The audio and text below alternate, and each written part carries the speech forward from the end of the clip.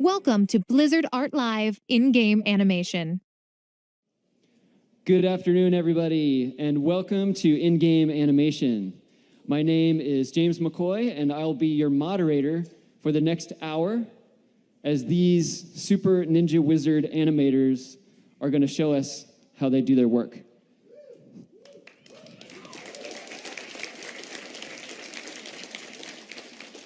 We're really excited to be here, and I'm just going to start right into it. I'm going to introduce our first contestant. His name is Michael Cuevas. He's a senior animator on Heroes of the Storm.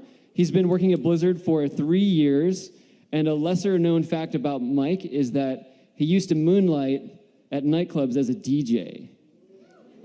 So animator by day, DJ by night. Wait, what was your DJ name? Just Mike Cuevas. Sorry. Mike Cuevas and Mike Cuevas. That's okay. Very boring. That's a great name. It's a great name. Okay, Mike, what are you going to show today? Today I'm going to be animating Cho'Gall, which was our Blizzcon 2015 reveal for Heroes of the Storm, and I will be doing a melee attack, which may or may not make it into the game after BlizzCon, but I'm going to try to push leadership to do it. So that's what I'm going to do. Awesome. Can't wait to see that. Looking forward to it. All right. Michael Cuevas.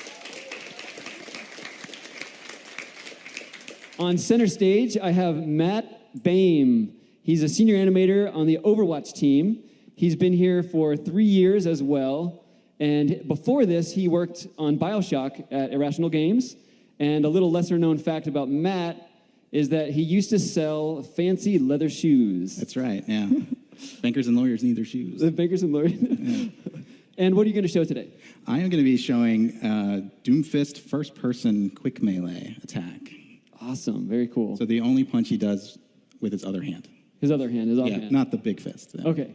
Very good. Can't wait to see that. Matt Boehm, everybody. And in this corner, I have Kevin Rucker from the World of Warcraft team. He is a senior animator. He's been here for 4 years. He's shipped titles like Warlords of Draenor and Legion. And a lesser-known fact about Kevin is that he also teaches animation online and has been doing so for quite a while. So free classes from Kevin for everybody. Just kidding. Kevin Rucker. So Kevin, what are you going to show today? I'm going to be showing you how we made this combat revamp animation for Legion on the human male here. Very cool. Human male revamp combat animation. Awesome. Well, you guys go ahead and get started. The way that this works, you guys, is that I'm going to sit here and talk. These guys are going to animate. And we really want you to take away something. You know, we want you to learn something here today. So what we really would like is some participation. We would love questions. If anybody here has any questions, don't be shy. There are no bad questions. So please come over to this area over here. There's another animator over there that I can introduce. His name is Casey McDermott. He's a veteran animator of 6 years, and he works on the Blizzard animation team making the movies. And so come up to him, talk to him, and he will sort of get your questions going up here. So thanks for being here, everybody. These guys are going to get started. And what I thought I would do is just sort of explain a little bit of what's going on here. Not everybody has seen like animators animate. So we're going to do our best that we can to explain what's going on here first. Kevin has a character model with a character skeleton called a rig. And he is moving points around and making it move. Basically, the basic principle of 3D animation is that these guys are constructing poses by moving the controls around, and they're recording those poses, and then they're going to the next pose and making another pose. So, yeah, maybe you can, just like that. That's how you do it. That's how you do it. Okay. So the thing about these rigs is they can do absolutely anything. They are very elastic. They go extremely far. So it's really all about, you know, when you first sit down and animate, you got to get that out of your system. You got to drop the jaw and throw the arms and do all that stuff. And then after you get that out of your system, you can start animating and do serious mode. I always have to do that when I get a new character. I have to play around with it. So this is kind of how it works. All these guys are doing the same thing. They start with a character model and a character rig. But before it even gets to the animator, there's quite a lot of people that are involved. You might have a concept artist who designs the character. The game team is figuring out what the character is all about. Then you have a character modeler building it, a texture artist painting the textures, and then you have a rigging TD putting the character skeleton together. And then you might even have a tools programmer writing the tools that the animators can use. So animation's a team sport. It requires quite a lot of people to get started. Another thing about animation is that we very much do everything based on what's happened in the past. Back in the old Disney days, there were what they called the 9 old men of Disney. Has anybody ever heard of those guys before? Yeah, quite impressive. The 9 old men. There was actually more guys than that really coined, really invented that style of animation. But we really look back on those 9 old men because they invented what we call the 12 principles of animation.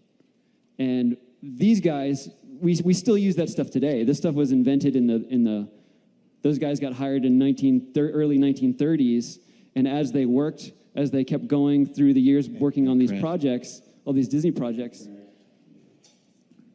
they learned and developed these principles of animation, and they work in 2D, and they also work in 3D. So these guys use them every day.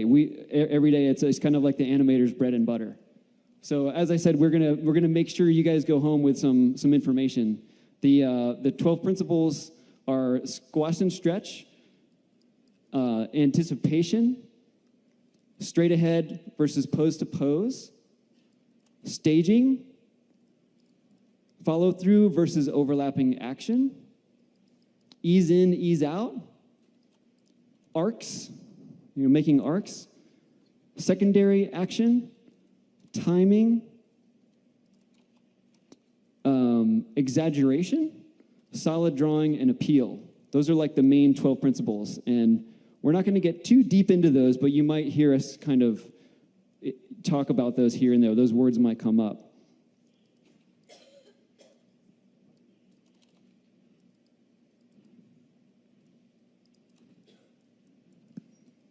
So what these guys are also doing is each one of these characters are from different game teams, and they have a little bit different requirements. Like on Heroes of the Storm, the characters are small on screen, and the actions need to be very big and readable and very, very responsive. And you see them from kind of one angle. Whereas on Overwatch, Matt is doing first-person animation, and you see it from a locked-off camera. And so everything you see is very, very, very close to camera. And then for Kevin on World of Warcraft, his character is pretty large on screen. It's kind of a medium distance, and you see all the way around the character. You're kind of used to seeing your character in the round, as we call it. So animating for each one of these styles is very, very different, requires kind of a different skill set, and has a different final result. For example, for Matt, for Overwatch, it's kind of interesting. Maybe Matt, you could talk just a little bit about how first person works and how your camera works with the game camera. Sure. Yeah. As far as games go, first person, we're kind of lucky because we have a locked off camera, which means we can fake a lot of stuff off screen that you're not going to see, hopefully not see. And some people worry about that. Like they think the camera can be sort of restricting as far as what they're animating and the shapes they're getting and the poses they're making, but it actually really lets you do a lot of crazy stuff. Let me show you some examples of some crazy stuff. Oh, very cool. He's going to show stuff. I actually got some cool stuff.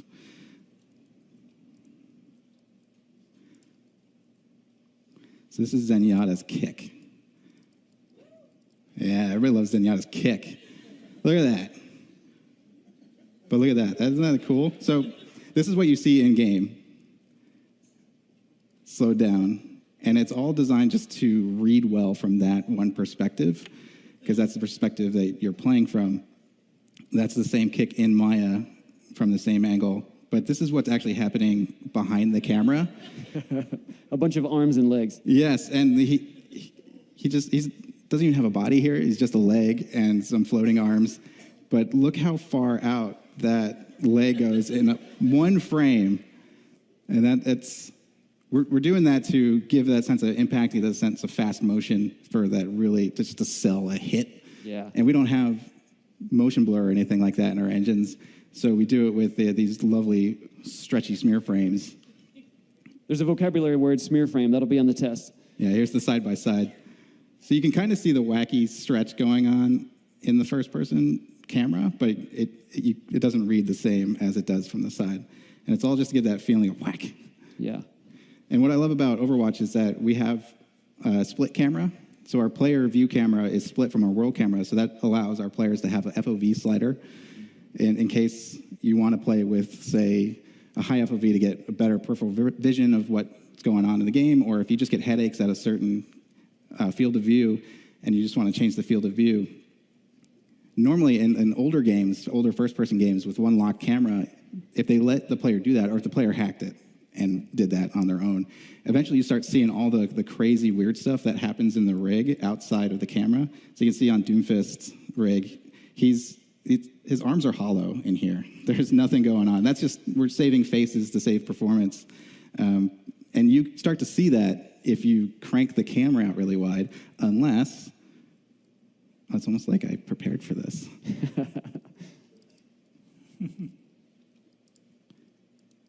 Unless, it's a pregnant pause. We got this. Wait for it. Wait for it, yeah. Big reveal. Woo. Come on, toolbar.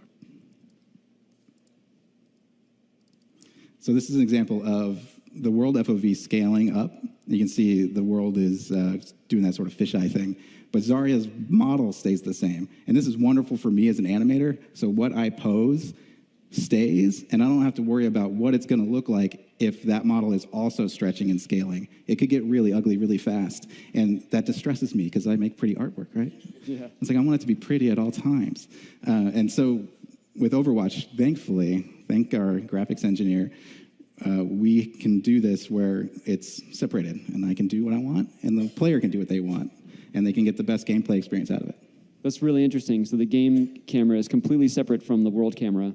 Yeah, it's wonderful. And it makes for challenges if you ever interact with the world. To say there's a lever that you need to reach out and grab that lever. It's going to be really difficult when your world can be at any FOV that the slider allows, and then your camera's at a different FOV. So you'll see fakery where you just sort of press a button and a magic happens. Yeah. But yeah, it's cool. I like it. Oh, that's great. You have the advantage of doing some tricks, doing whatever you want behind the camera whenever you need it. Whereas Kevin's got to make it look good in all directions, in completely 360 directions. Kevin, you want to talk a little bit about your process? I see you starting out and you're snapping from pose to pose, almost like you're flipping through different drawings. It's snapping from pose to pose here. Yeah. So this is, there's lots of different ways to animate, but I like to do what he said, pose to pose, which means trying to find, when I'm doing a new move, like this is going to be his one-handed idle. He's going to be spinning to the right. This big anticipation, and he's going to do a big hit. So I usually just kind of block in just a few poses to get an idea of what the move's going to be like. I put this little circle in here to help describe the path, what it's going to do. And then I start doing more poses and breakdowns. Like he does the hit, here's the hit pose, and a few frames later he overshoots, and he's going to start to bend down and go back to idle here. But it's just snapping. And every key we set plots on a graph. Super cool. Look at this graph right here.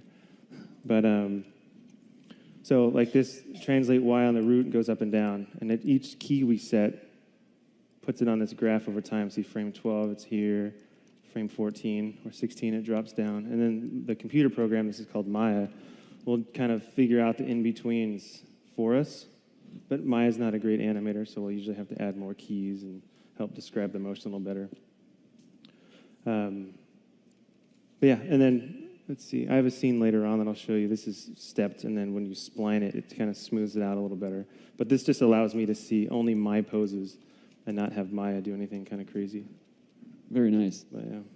So you start out on stepped, you're just seeing the main key poses, and you're only focusing on those. You don't have the spline on there because you're trying not to worry about the splining or the smoothness. You just want to see the poses and Yeah, make just sure poses and timing, pretty much. Poses and timing first, and then later smooth it together, and then maybe you'll.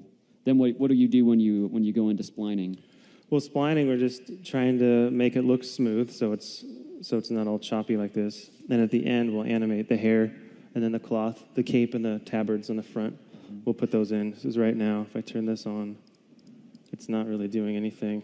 Like that looks awesome, but you can't do the cape until the body's done. So it's a layer we do at the very end.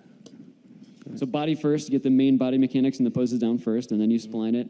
And then when that is looking good, then you'll put the cloth and hair and everything at the end. This has 5 controls on it, and we move this around. And so this has a whole other set of things to do. Takes a little bit of time. Takes time. Animation takes time. A little bit of time, yeah.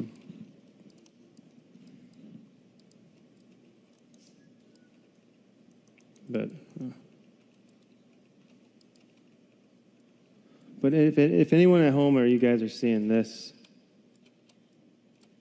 cool animation. That's what animation really looks like. Yeah, The animation matrix. if I can figure this out, this is just like here's the arm, all these little colored lines down here and numbers.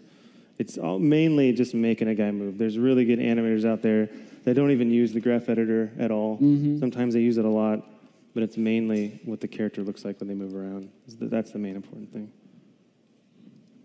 But Very good. I'm going to come over here and talk to Mike. Oh, and we have a question, too. Let's do a question. Hi there. My question is about smear frames, which we touched on a little bit before, but most people are familiar with those in 2D animation, but I've noticed some Blizzard games use them a lot in 3D animation, specifically Overwatch. And I was just wondering how you decide the best time to use those and how to use them to the best effect, because they can be really distracting if they're used incorrectly. Very good question. Thank you very much. You want to take that one, Matt? Sure. Yeah, usually we use them for fast action or to help sell weight of something. You really just want to feel it. You don't want to see it. So if you're seeing it too much, I think it's a little goopy. Especially with Overwatch, yes, we have them, and it is part of our visual style, but we still want to maintain a snappiness to our animation. It's more of a stylized realism sort of thing. It's not full-on Tex Avery wackiness. So it's kind of up to the animator's eye and what feels good. And what feels good in Maya is not necessarily what feels good in the game engine. So we're constantly going back and forth between the game engine and Maya just to get what feels. Because we animate at 30 frames per second, but the game generally plays at 60 frames per second, sometimes faster, usually faster if you got it, depending on your machine, depending on the refresh rate of your monitor and all that. But the game engine is going to be interpolating on its own between our frames. And so if you have something really goopy and stretchy that's just going crazy, it's going to get even stretchier and weird in the game engine. Does that answer? And just because we were talking about stretch frames, I just wanted to show how cool this was. Oh, nice. Yeah. This was, look at that arm. It's a work of beauty. I love it. That was done by Jesse Davis. So you can see that, hopefully, especially from the first-person camera, it's something you feel, not something you generally see, unless you're going to slow it down frame by frame.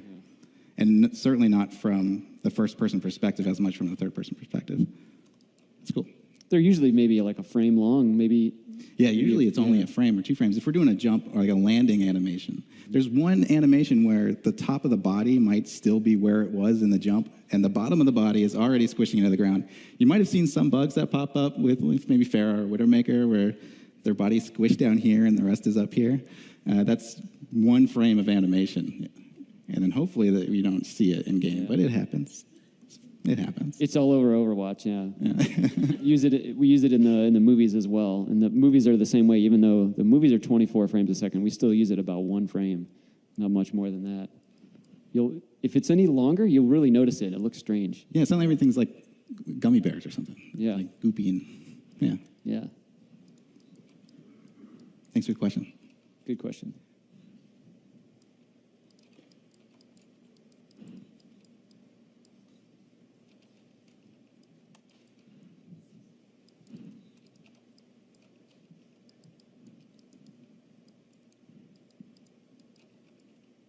think we might have another question.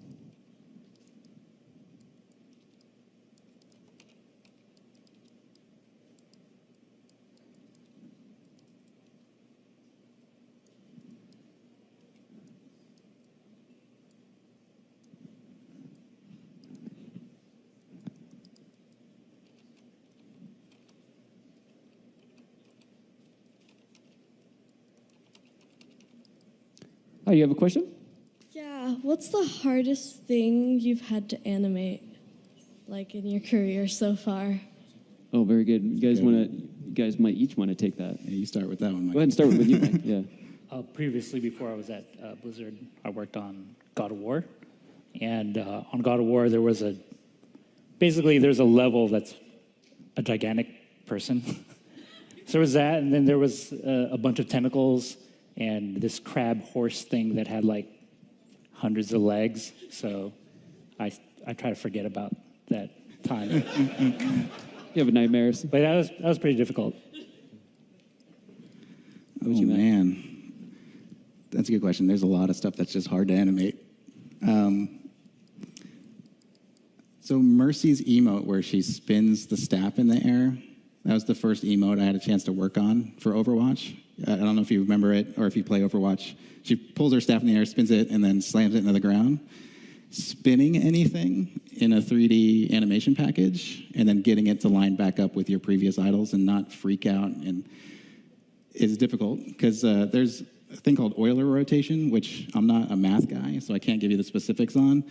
But when I'm doing a 360 spin, every time I set a key, it would want to reset itself. It's like, no, you want to make this nice and flat, right? You don't want to go 360 degrees. It's like, no, I actually want that in there. Yeah. So it was constantly fighting against the package. And in 3D package, there's also things called constraints, which is how you snap an object to another object so it moves with it. And if you're moving that object from one thing to another, you have to make sure on a correct frame that you're switching that constraint on and off, or it's going to follow the previous hand. So getting that staff to switch hands and spin, oh, that was fun. I like that emote, though. It turned out okay. Tough. Yeah. How about you, Kevin? It's a good question. I also worked on a God of War game for the PSP, and that's a hard game to work on. But I think on that game, they had a lot of multiple character interactions with camera. So anytime you have to have, because, I mean, you can see here, nothing touches anything, and they can go through the ground. Final. So to have a character touch and interact and get hit, so you have to make it look like it is, even though it's not. So that's just a challenge. But he killed this like big Cyclops thing that was a lot of fun. It was hard. But That's tough. that's a good question. All of it. Everything's hard. Yeah. For me, I had a tough one. Was working with Naga because they have like a human torso, but they have a snake body, and then the snake mechanics are really tough on 3D animation. You need to kind of research special rigs on how to do that. So snakes or serpentine creatures can be difficult. Yeah. Ask Ray Harryhausen how he thinks about serpentine creatures. Yeah. Great question. Thank you very much.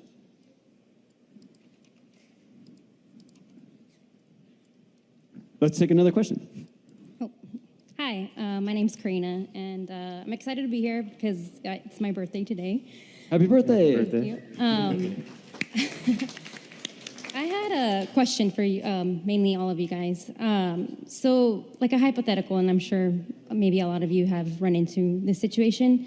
So, say you are crunch time at work, and you have like just the matter of, I don't know, hours or days to get a high level of polish in your work. Like, what are your recommendations of trying to, like, what things to focus on to get high level of polish or some sort of polish in your work to be able to, like, say, okay, here we go, here's the work.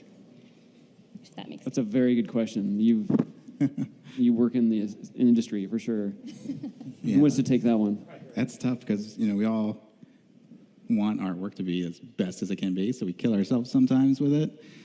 But in the end, as a gameplay animator, it's all about, does it play well? And so sometimes you just have to say, I guess enough's enough, I got to put this down. It plays well. It's still good.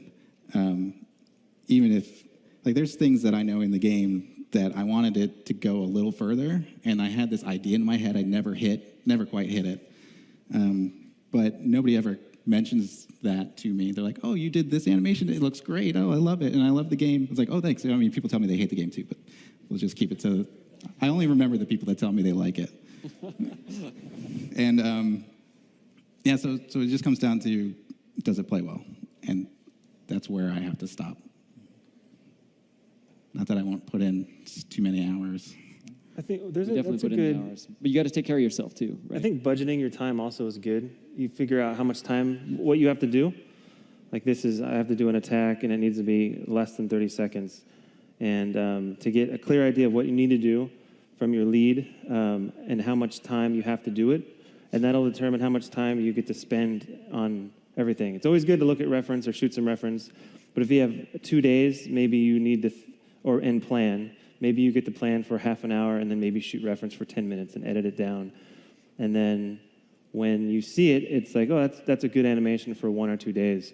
But if you have something that you have a good week, then you can start to plan a little bit more and then spend a little bit more time. But I think knowing ahead of time is good. So you don't plan too much for such little time, although you'll be just working more hours. But keeping it within how much time you have is good. I think. It's a good one. If you figure that out, let us know. That's a good. Tell us the secret. Yeah, that's a good one. Very good. Do you want to take that one at all, Mike? Sure. Yeah. Yeah, like in terms of when we know an animation's done, like a lot of times, especially for heroes, animations is kind of, I wouldn't say it's as a high priority as effects are, because our game is from such a faraway camera view. So a lot of times we'll work on animation, and I'll look at it and I'll go, all right, but what does the effect artist think? And then he goes, I'm just going to cover up whatever you didn't finish. I'm like, oh, cool. Way to go. I'm going to go home now. That is very true, though. Sometimes you think an animation's like, oh, this isn't reading, I don't get it. Yeah. But when VFX and sound get in there, then it's just like, ooh, money. Thanks for making my thing pretty. I didn't do the work, you did the work, thank you. Yeah. Yeah. And sound and VFX, they don't get enough credit because they come at the end of the line after animation.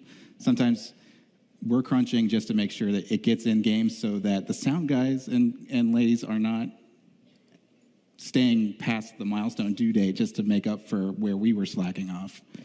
Yeah. That's a very important thing, too, because we're part of a pipeline, so we're not at the very end, but we're somewhere in the middle. We have to be mindful that there are people at the end of the pipeline that rely on our work to be done. So there has to be a point in time when we say, okay, this is good enough. We want these guys to go home soon, too, so we want to pass it on as soon as possible. Great question. Thank you. Happy birthday. Thank you. Happy birthday.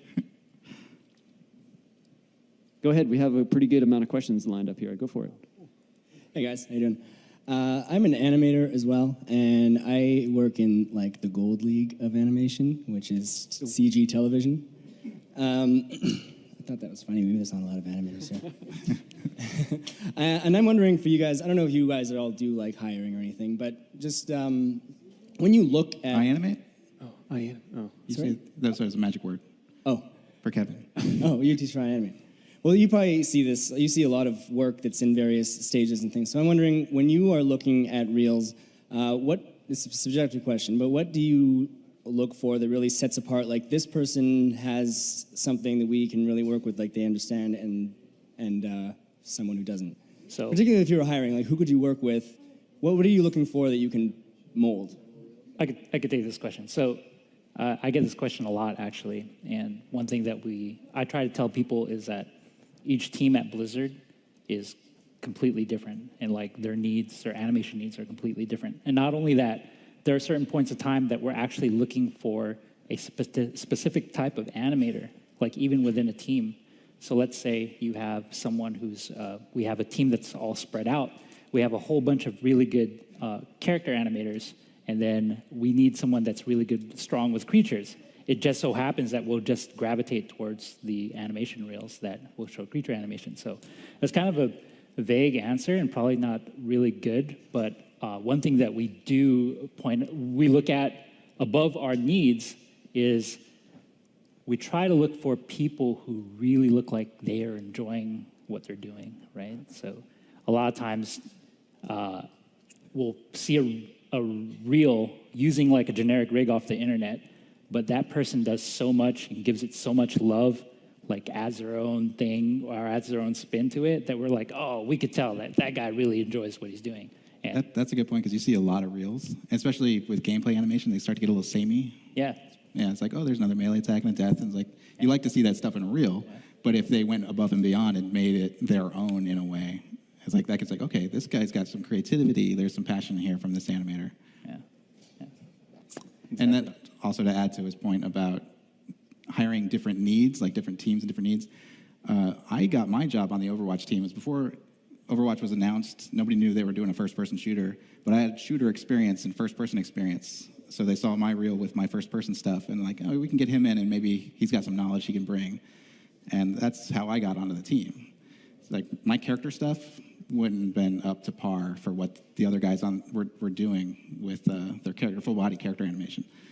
So I joined as the first person, and then as I was there, I just learned from them, which was amazing. So, you got anything for that? That's good. So, well, you didn't really talk about, was it demo reel question? Is that what Yep. the question was? Yeah. So kind of what you should put on a demo reel? Sorry. Oh, sorry. I guess I more mean like what is that, like the sort of the spark that you see when you're looking at work that isn't all there, but what is, what are you looking for that is worth working with versus maybe someone who's just like trying to do the generic sort of thing? That's a good question. When you see like stuff that has effects and that's rendered, although you don't need to do that to be an animator, like you might add effects on a reel and then you'll never really get to do it at a company if it's really big. But seeing that extra stuff is pretty cool. They took time to do it. But also, practically speaking, just variety. I think when you see a bunch of run cycles or walk cycles, like, oh, okay. But if it's like you see a cool run that's maybe a hurt run, and then you see a crazy combo attack, and then a death where they fall and they hit the ground and they roll and settle really nicely, then it's like there's a lot of variety. And if there's character or creature variety is always nice. Like if you have a bunch of two-legged people, then you might want to put a creature on there. Eating a person always helps. And then, because he's hungry, really. But That's the real secret to a good demo. yeah, yeah. But that's just good to see. And polish is nice too, although you don't usually get a chance to make it super polished. And also on TV too, right? It's got to look good enough. But if you could spend time, like if you ever get a test, it has to be the best thing you've ever done. You never want to phone in a test, but yeah, hopefully that. Thanks. All right, yeah. It's a good question though. So I'm a programmer and a 3D artist, but I'm looking up there, and this is all traditional keyframe animation and stuff like that. I'm sure all the different games and teams have different needs for certain kinds of animations, but like when it comes to cloth and stuff like that, obviously I know like when I'm playing Overwatch, I can see there's more going on than just keyframe animation. So is it the animators themselves that do the extra that does more like physics-based animation, or does another team take care of that? Like, do you guys just deal with the keyframe stuff and then hand it off to somebody else? Assuming that any physics is used for like cloth animation and stuff like that. Depends on the game, right? Yeah, Overwatch, we definitely do have cloth sim and ragdoll.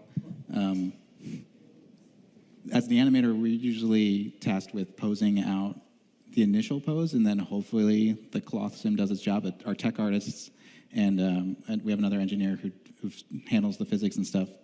They're usually the guys that make it actually work and do the magic. And so we lean on them for that sort of thing. But occasionally we will hand animate cloth if necessary. If you've seen the new hero Moira down on the show floor, Josiah Hotworth did this great flapping animation when she does her ultimate, and he hand keyed all of that, which I thought was wonderful. But that cloth also still has cloth sim on it that we can turn on and off based on our needs. And usually it's on because hand animating cloth can be a real pain in the butt. It's tough. Yeah, and our tech artists and our engineers really do a great job getting that stuff to work well and make our lives easier as animators.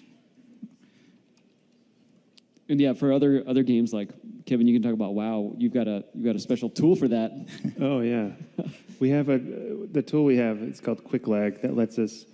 We still have to animate everything by hand, but then this tool just loosens it up for us, which is cool. But we don't have any cool the automatic cloth and hair. It's all done. So every ponytail you see, it's all done by hand, which is kind of fun. It's kind of fun doing capes and ponytails. Because it's tricky, but it's not as, I don't think it's as tricky as like a human doing some crazy attack or Tauren dancing or something like that. But it's a fun little challenge, I think. Yeah, there's tools to help you out, and there's patterns to it too. Once you've animated some cloth or ponytails before, you remember that pattern, and you can take that onto your next character. So kind of a mix of both. Yeah. I think cloth and secondary motion like that is like one of those things you can do where you're done with everything the main points that you want to get out of the way, and then you just put on your headphones, some really good tunes, and then you could just go off and do cloth, and it's actually kind of relaxing for me. Yeah, I like it too. It's less about character and body mechanics, and then when you do cloth, you focusing on the physics. Yeah, great question. Thank you. Yeah, thank you.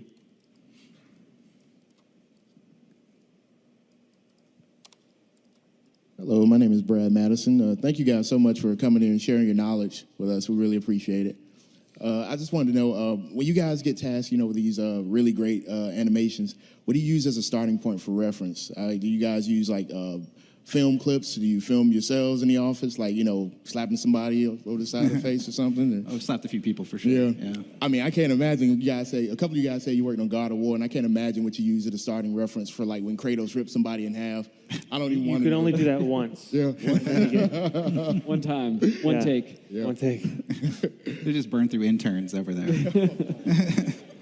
There's a mixture of different ways that the guys plan, right? What do you guys use for different planning out reference methods? I think depending on what it is, like for something like this, I'm not a swordsman, but I could kind of swing anyone can swing a sword, but I think depending on what it is, like this is just a dude swinging and then hitting. I can't do it this fast, but what I'll do is just grab my phone and just have someone hold it, and then I think just acting it out slowly, and then making sure the arc and the poses are there, and I can always just get those keys from the reference, and then spice them up a bit for the actual animation. Like I couldn't squish down like this, but you kind of edit and exaggerate in real time, I guess.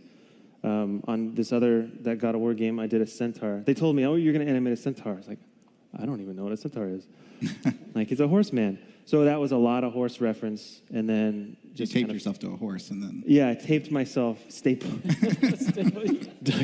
I used duct tape, horse tape. But that's and then you can't.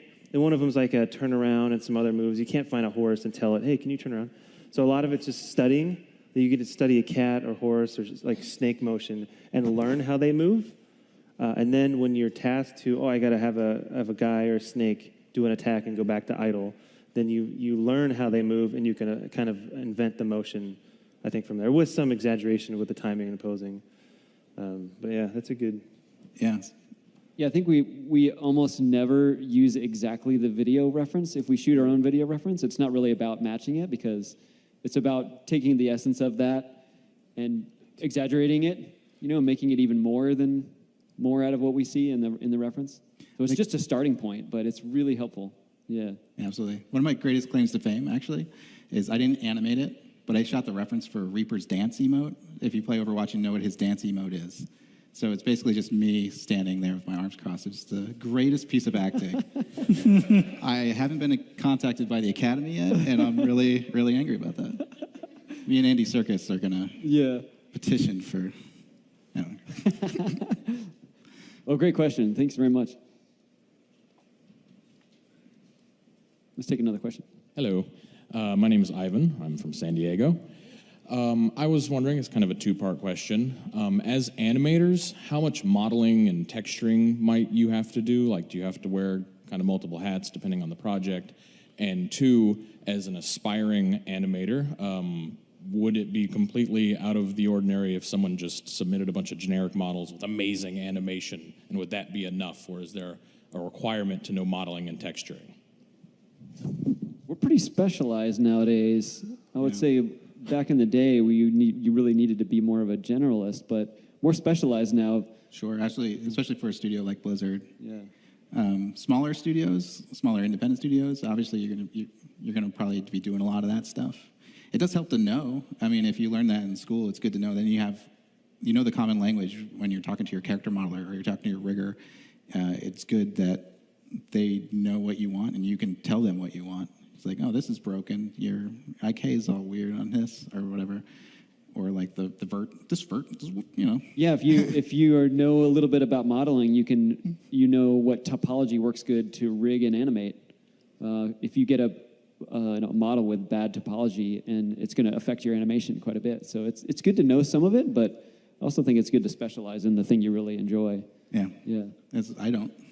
I have never no modeled idea how to really model. or rigged, and they're not going to fire me, I hope.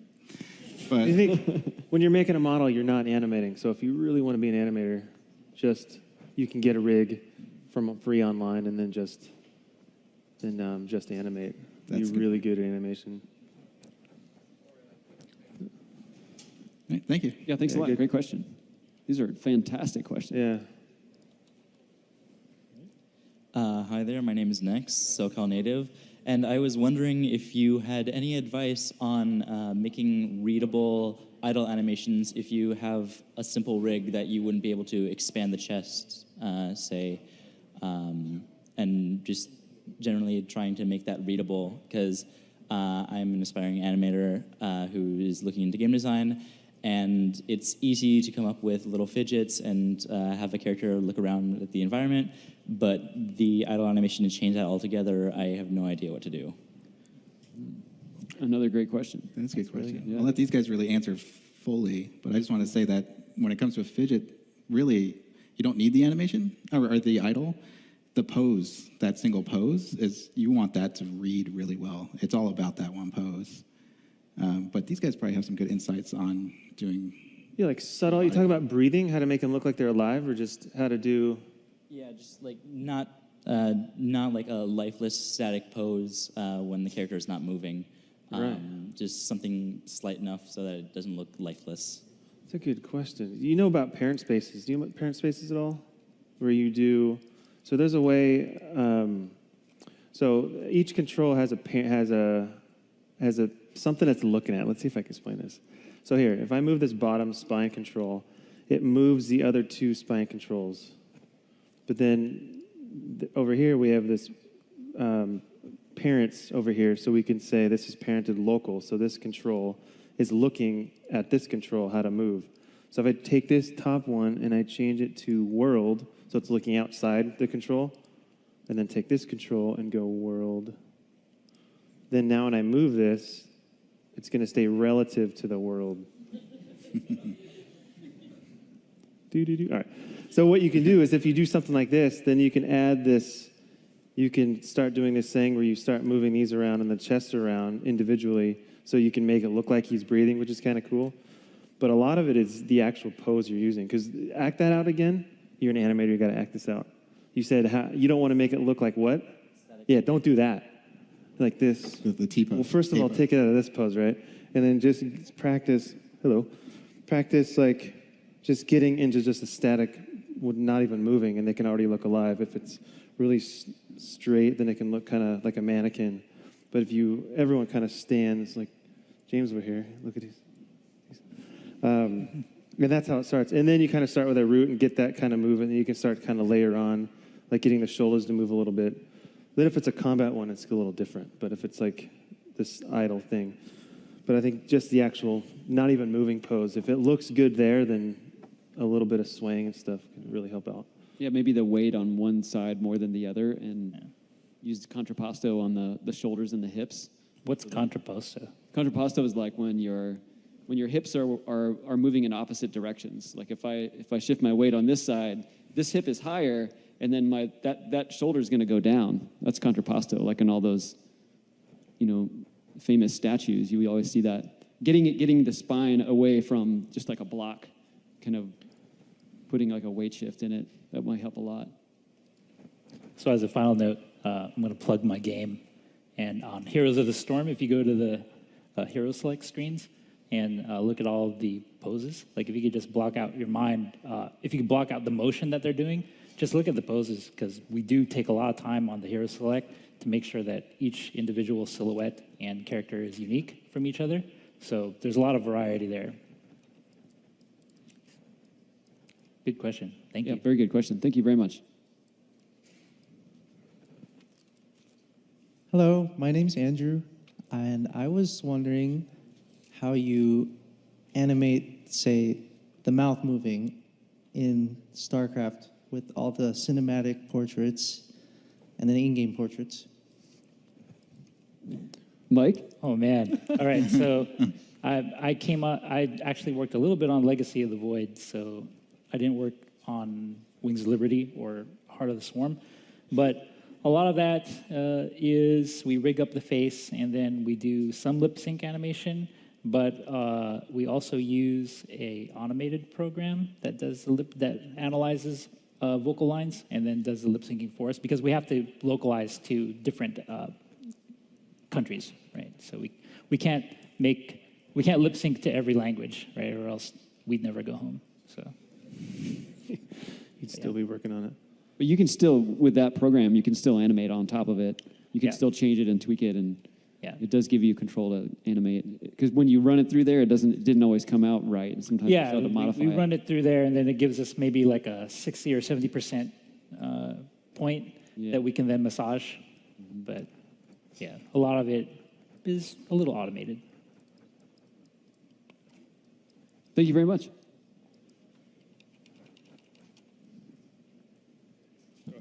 Hi. My question was specifically kind of towards Overwatch. One of the things I noticed when I was playing that game is the reload animations and, the kind of just how the characters will either, like do something like that for Soldier, or, like the Orisa kind of movement for kind of reloading.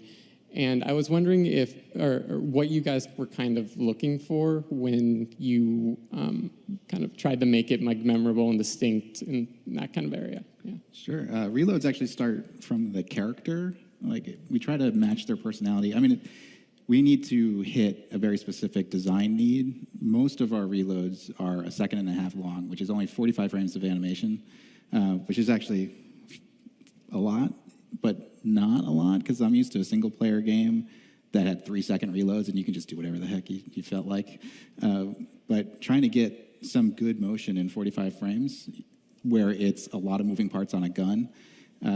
So we're working with what the designers want, who the character is, what the character is doing, and then we talk to the designers, the artists who are creating the look of the character, the weapon artist.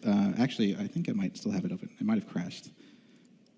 Yeah, hold on one sec. I've got Junkrat's Reload I can show you, which is really great.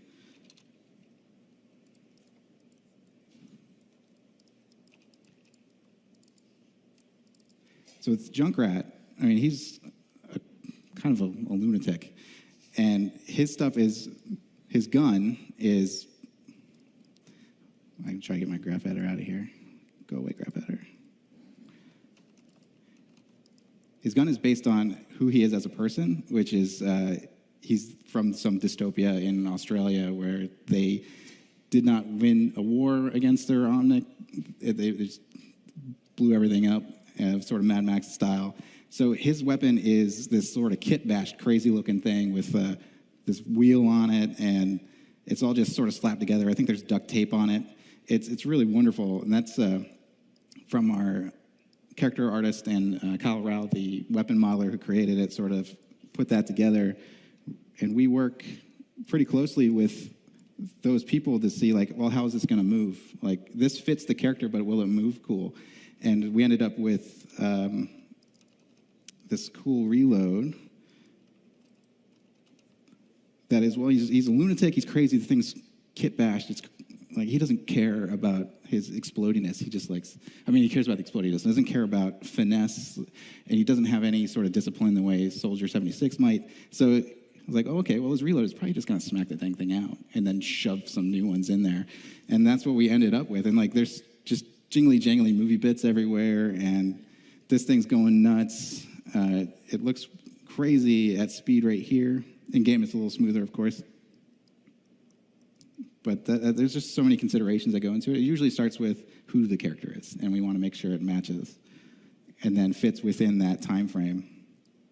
So, hope that answers it. Yeah, you guys get a download. When you start a new character, you are talking to the game team, you're talking to different artists and we have like a designers, big and you kickoff. have a kickoff meeting for the character to talk all about them. So every discipline is present for like how this character fits into the gameplay first, how they're going to fit into the world that is Overwatch.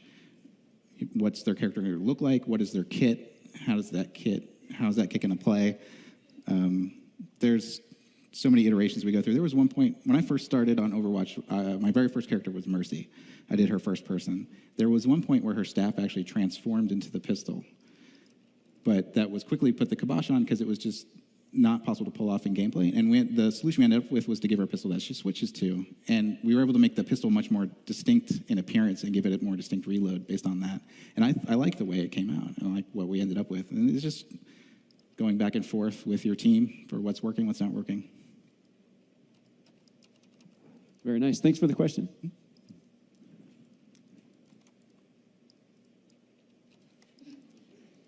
Hi, my name's EJ, and I had a question for the World of Warcraft animator. Yep. I noticed you're animating right now on a character that really doesn't have armor. And if you've played World of Warcraft, you know the shoulders are about 3 times the size as the character model. Are they? Yeah. Never noticed. So I was wondering if you've ever animated something and then been like, oh, that's not going to work because shoulders clip right into my face. Yeah, that's a good question. We don't have all the armor on this guy, any armor actually.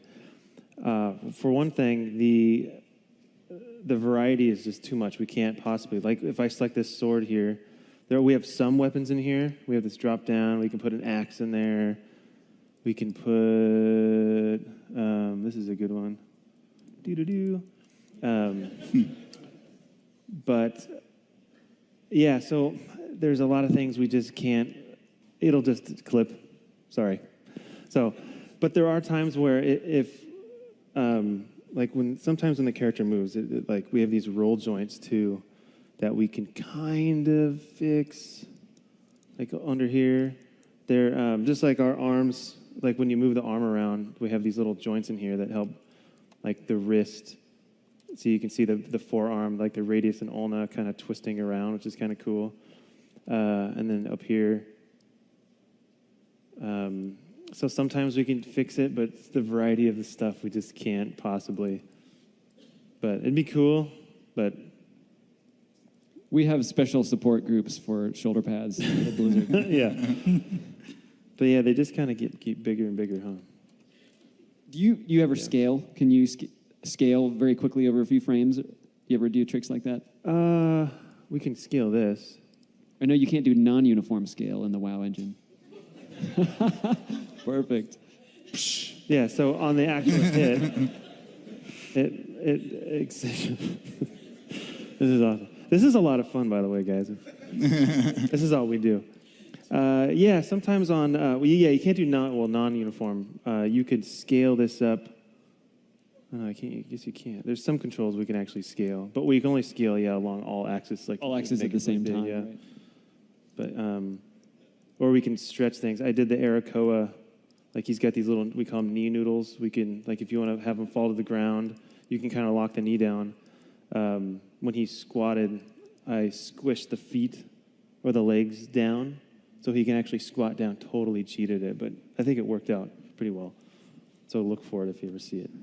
But yeah, shoulder pads. Sorry about that. You got to be protected. Around those. It's dangerous in Azeroth. Great question. Yeah. Hi, my name is Michael. I do machinima, which I'm sure you guys are familiar with. So I just want to thank you for all the assets you give me that I get to use. But secondly, what I want to know is kind of just two questions. So when you guys are animating, there's tons of machinists out there, and we're telling our own stories using all the work that you guys do, which we are very grateful for. But do you guys think about the blending of the animation sometimes, especially because I do a lot of World of Warcraft machinima? I've noticed that sometimes they're almost seamless. You can cut them from one to the other, and they flow right in between. And sometimes it's almost impossible to fit the animations together in a way that moves smoothly enough. Oh, impossible to make it look smooth? Well, or it looks good. It's a hyperbole, but it's just not anywhere near as clean as some of the other ones. Like some of the animations, from going from a run to a slash, with the sword, is really easy to get that to go in there. And sometimes it's but then when you do to walk into a fall down kind of motion that you guys have animated, sometimes they're just really not as concise together. Yeah, you're kind of rolling the dice with that because it just depends on where you're coming from and where you're going to go. So you could change blend times to make it a little slower sometimes. But yeah, all that blending is done in the black box that we don't really control. But yeah, it just depends on the animations, I think. Yeah, is that? I have one more thing. Oh, okay. And so then, as a machinist, often I feel like I want to take control personally, and do animations and stuff, so I can get certain motions. I'm sorry. Say that first part again. I didn't hear. So as a machinist, often I feel like I want to take control personally and do the rigging like you guys are doing right now. So I wanted to ask you where you teach online. So because this is something that I've never really gotten a lot of info on other than stuff that's online. But I think if I took a formal class, that'd probably help a lot. For rigging or animation? For animation. Oh, I teach. Can I do this? Can I plug it? Am I getting in trouble? Off the record? No. So I teach through a school called iAnimate. It's a games workshop. There's also, I know Noman does, I think they do game stuff and then some other online schools. But we give you a rig and then you just animate. So there's no, you don't rig or model or anything like that. But you can look it up, iAnimate if you want, .net, to learn how to do animation. Nice plug. But yeah. Huh? Nice plug, yeah. Yeah. Ding, yeah. Well, thank you very much for the question. We are running short on time here. We're going to wrap up here and look at everybody's final work here. So let me start here with Mike. Mike, you want to show off what your final animation looks like? Sure. I'm just doing the final touches on some fat jiggling on Cho'Gall. He has a lot more bones than a normal hero's character does, but this is it. And I try to put in a couple of smear frames in there, which is something that we started to do recently, especially with his fingers. And you can see some of his fat fly off of him as he flies forward. Very nice. I love it. That's great. Thank you, Mike. No problem. Matt, do you want to show your final? Yeah, so this is the final quick melee, as it is in game, actually. And the final bits I would do on this is all the little extra, you see this secondary sort of jiggle on his forearm. We've got what we call noodle bones. They're leaf bones that are not parented to they're not part of the hierarchy, but they are outside of these little purple guys on my picker. And then I can scale and do all sorts of crazy stuff, and that's how I get frames like that, or that. And that's all about feeling it. So I'll go and I'll finesse those, and I'll finesse this so his forearm goes forward and back like that. And that's just to give that. It's like a muscle jiggle. You're getting the muscle jiggling, and you're messing with the silhouette and everything. Yeah, absolutely. And then at speed, hopefully it just feels like there's a little bit of extra settle. That's great. That is a fleshy bit, as opposed to his big doom fist, which is all chunky metal. And so that is not going to have jiggle on it. And you have some camera animation in there for the impact too. Yeah, absolutely. We have to be very considerate about our camera animation because it can quickly give people headaches or make them sick. But with a hit like this, we can get one good frame of something extreme and then a tiny amount of settle just to give the impression that there is action and you're moving your head. Very cool. That's great. Thank you, Matt. Thank you. Awesome. And Kevin, you want to show your final? Yeah, so this is what it'll look like. So, like you said, we mainly look at animations from here because it's easier from here. But usually from the back here, we always want to look from the front and the side. Then I have a dummy in here and a swipe to kind of help sell. The other thing we kind of add sometimes is some camera shake. Although it really makes it cheaty, makes it more powerful. Oh, it's not cheating. So yeah, there you go. That's great. Very smooth. Yeah. Very cool. Thank you guys. And thank you guys for being here.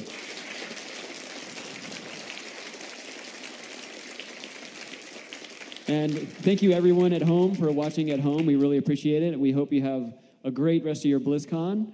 We are going to probably be outside in the hallway out here. If we didn't get to answer all your questions, we'll be out in the hall here. Thank you guys very much. Enjoy. Thank you for attending Blizzard Art Live in-game animation. Up next, Codecraft, Under the Hood with Blizzard Engineering Part 1.